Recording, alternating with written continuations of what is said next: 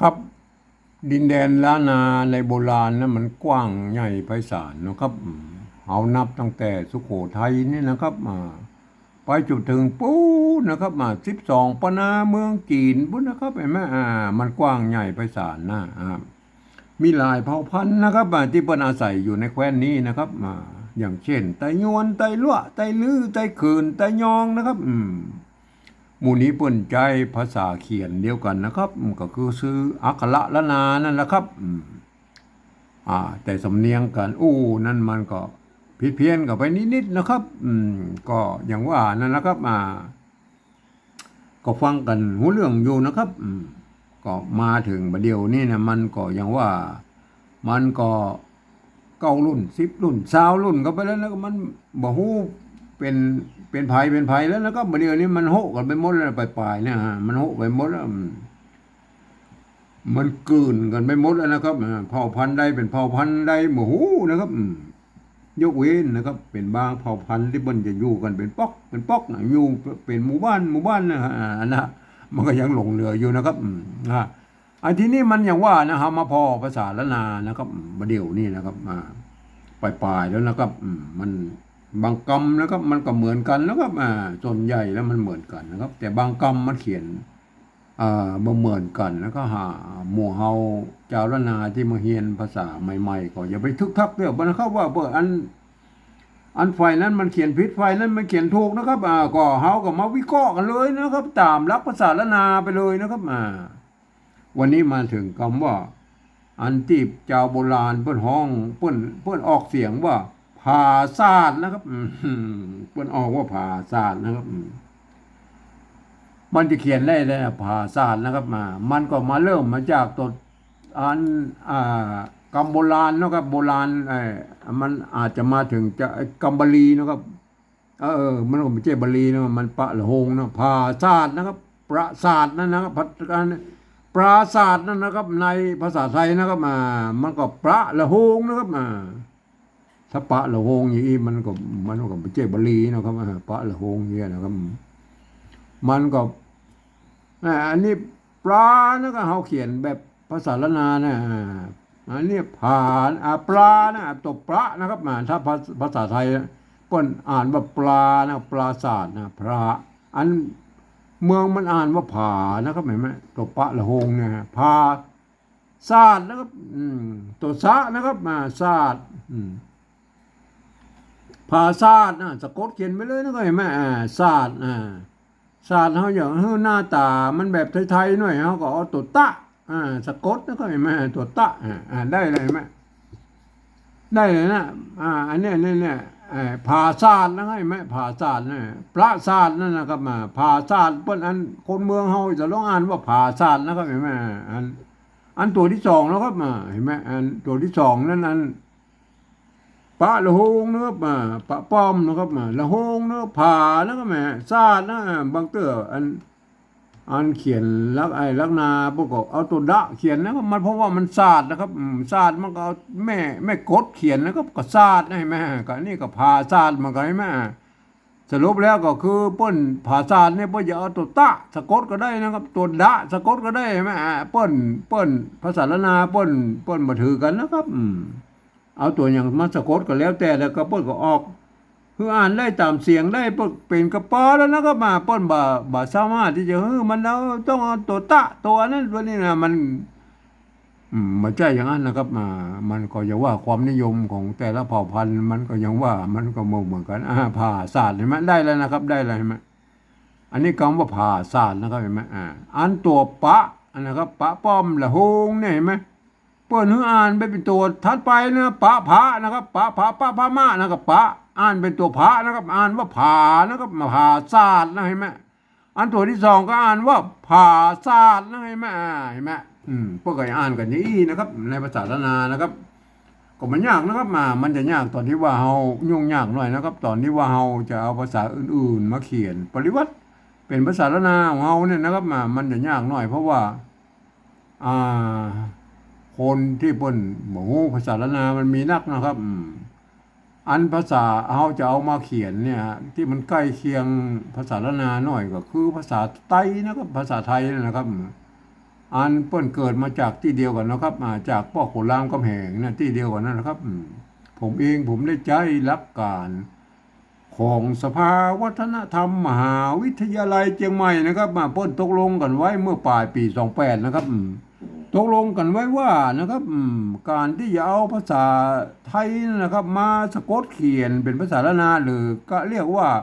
ปริวัตินะครับเปิ้นก็ทำได้อยู่3 แบบหรือ3 รูปแบบนะครับอันแบบที่1นั้นนะครับเปิ้นจะเอาภาษาไทยมาเทียบนะครับคือมันได้มาทุกไม้ทุกอักษรทุกเครื่องหมายทุก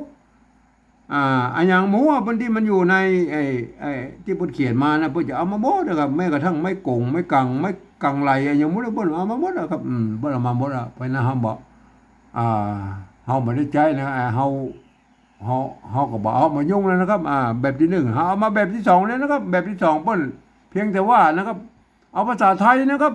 เอาอักษรไทยนะมาปรับเทียบเพื่อเป็นอักขระละนานะครับแล้วประกอบกรรมขึ้นมากับแบบภาษาไทยนะครับผสมผสานกันไปนะครับบางครั้งนะครับไม้หรือสระนะครับของไทยของละนาเนี่ยมันมาตรงมาตัดกันมาเหมือนกันนะครับก็เปิ้นก็บอกว่าสามารถบูรณะกำชับหน้าตามันออกแบบไทยๆได้นะครับเห็นไหมแต่เวลาอ่านนั้นท่านจะนึกเสียว่าไอ้กำหมู่นั้นเป็นภาษาละนานะครับกำเมืองนะครับเพราะฉะนั้นท่านจะต้องเป็นคนที่รู้ภาษาละนามาอ่านนะครับถึงจะอ่านได้แบบผิดเพี้ยนนะครับคนทั่วไปบ่สามารถเขาอ่านได้นะครับอย่างเช่นตัวนี้เห็นไหมอันเนี้ยท่านเห็นว่าเป็นตัวปอปานะครับเนี่ยเห็นไหมท่านต้องนึกว่ามันเป็นตัวปะนะครับตัวปะในภาษาละนานะครับแม่ต้องนึกว่าอ่านเป็นตัวปะนะครับ อย่างเงี้ยคนทั่วไปไม่สามารถเข้ามาอ่านได้นะครับอ่านคนทั่วไปมันต้องไปอ่านแบบที่3พุ่นนะครับก็เดี๋ยวเขาค่อยอุ้มกันเอามาแบบที่2นี่ก่อนตัวปะป้อมนะครับปะป้อมก็เอาตัวปะเนี่ยตัวปอปานี่นะมาเขียนนะปะป้อมหรือปะหางยาวมันก็อ่านปอปาตัวเดียวนี่นะครับตัวละหงนี่ก็คือรอเรือนะครับเห็นไหมรอเรือเห็นไหมไม่กากสลานะครับตัวสะนะครับสอเสือนะครับไม่กากสลานะครับตัวตะเห็นไหมตัวตะเอาทอทหารยืมตัวทอทหารมาเป็นนะครับอ่านได้เลยเห็นไหมเทียบมาได้แล้วนะครับอันนี้ต้องอ่านแบบภาษาละนานะครับแบบปะละหงนะครับปะละหงอ่านเป็นตัวพระนะครับอ่านว่าผานะครับตัวสะไม่กาตัวตะนะครับก็อ่านว่าศาสตร์นะครับผ่าซาดนะครับแม่ต้องอ่านว่าอี้นะครับอันแบบอันตัวที่2แล้วก็ผ่าตัวปะนะครับปะละหงนะครับปะละหงเอาปอปาเราเรือนะครับไม่กาสระอานะครับตัวซะสอเสือไม่กานะสะกดด้วยตัวดะนะครับแม่ตัวดะกับดอเล็กนะครับแม่ก็อ่านว่าภาษาเหมือนกันนะครับตัวหน้ากับภาษาตัวหลังกับภาษานะครับคนทั่วไปบอกภาษาละนาพวกเขาจะมาอ่านว่าปราศาสเนี่ยมันไม่ใช่นะครับมันต้องอ่านว่าภาษานะครับเนี่ยอันเปิ้นถึงบอกไอ้คนทั่วไปเข้ามาอ่านนะครับเพราะว่ามันจะผิดเพี้ยนสำเนียงนะแต่เปิ้นเขียนไว้อีอย่างนะครับก็เปิ้นเขียนไว้เพื่อนะครับเพื่ออันถ้าหากว่าไอ้ภาษาละนาตะบนมันมีนะครับพวกเอาภาษาแบบ2เนี่ยปริวัติแบบ2เนี่ยปริวัติแบกกลับไปเป็นไอ้ภาษาละนาตะบนพุ่นได้ไหมอันนี้จุดมุ่งหมายพุ่นแค่นี้นะครับเปิ้นไม่ได้เขียนให้คนอื่นทั่วไปได้อ่านนะครับจุดประสงค์เปิ้นมีแค่นี้นะครับเพราะฉะนั้นเฮาคนทั่วไปต้องไปอ่านแบบที่3พุ่นนะครับแบบที่3นั่นน่ะหลักการมันก็คือนะครับฟังเอาเสียงภาษาละนาตะบนมาเปิ้นอู้มาอย่างไรน่ะก็เอาภาษาไทยเขียนไปฉะนั้นนะครับเอาแล้วฟังเลยนะครับ